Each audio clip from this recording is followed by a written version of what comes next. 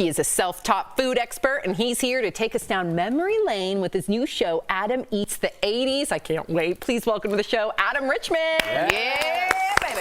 Hello. Hello. Speaking of 80s. Oh. I'm going bowling later. The jokes have been made. You can add on, Adam, if you want. When you said Kevin Arnold, I'm usually the person people are talking about because I know I have kind of a Fred Savage on a bender kind of vibe. He does.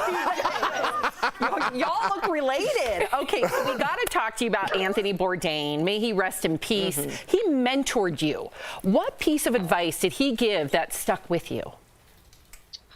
It had to do with the scrutiny of others, like either on social media or in the press. And he was just talking about the toxic nature of overinvesting in what other people think of you. He said, and I quote, "Otherwise you risk getting nibbled to death by ducks." Wow. And I don't know why, for some reason that really resonates with me. So he went through a lot, and he was a stoic, amazing dude. Yeah. Absolutely. I love that story. So Man vs. Food, Adam, rocketed you to stardom. What was the biggest obstacle you had to overcome with all the challenges and almost the overnight success that you had? But quite frankly, that people expected that I ate like that all the time. So I would go out and I remember I went down to Florida. I was going to surprise my grandma. And I think it was like the day of the AFC championship, and I wanted to watch it. I went to a wing place near my hotel, and I had gotten a salad with grilled chicken, and the guy came up and he was like, "How could you be eating a salad?" He was like, "You blasphemer, you charlatan.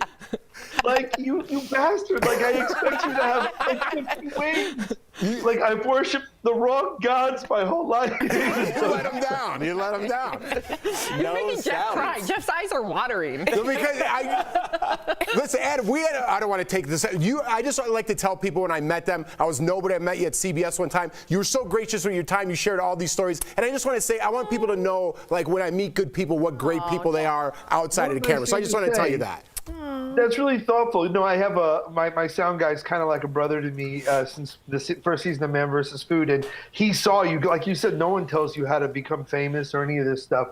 And he taught me a very powerful lesson. He said, for you, it may be the 20th time, the day you meet someone who might be a fan. He said, but for them, it might be the only time they ever meet someone that they're a fan of on television. Yeah. And you have to take that into consideration. And I'll be honest with everyone here on Daily Blast, I couldn't afford cable till I got on cable. Wow. And when I finally saw how many stations there were and people wanted to spend 22 and a half minutes with my monkey ass, oh my gosh, I wanted to, well, I don't have to say that, I'm sorry. I was so, at least I'm not out here airdropping photos to people, but I'm just. Yes, that was the name of my first band. Segue. Segue. All right, so tell us, speaking of the 80s, I tried to pop my collar, but it didn't work. Tell us about your new show, Adam Eats the 80s, because the show isn't just about food. Talk to me. What is it about?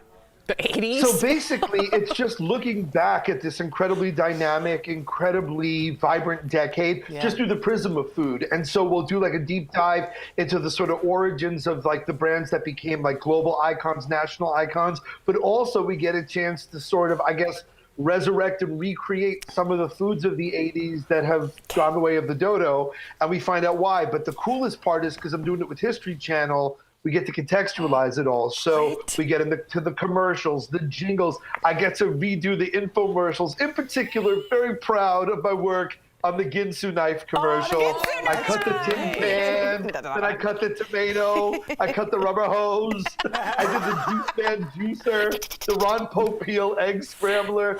And the bottom line is, these foods are in the 80s. We know the big hair and stuff, but how cool is it to put it all in context with really delicious, ridiculously delicious food? Do you take a deep dive into, I'm sure, all of our childhood favorite, hot dog on a stick? I wasn't allowed to eat Oh my that. God! We need a deep dive for that. We get the concept.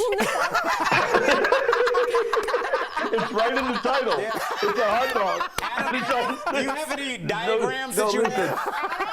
No, we do a lot of the food court classics. Okay. So we do Cinnabon. We go to the first ever Auntie Anne's Pretzels in Lancaster, Pennsylvania. We go to the first ever Panda Express, the Glendale Galleria. And I have to tell you, it's really remarkable because, you know, now in this day and age where people are really talking so much about immigration and talking so much about empowering people, you know, female entrepreneurs and stuff, that's the coolest part of Auntie Anne had a farmer's market stand. The mall manager didn't want to give her a shot.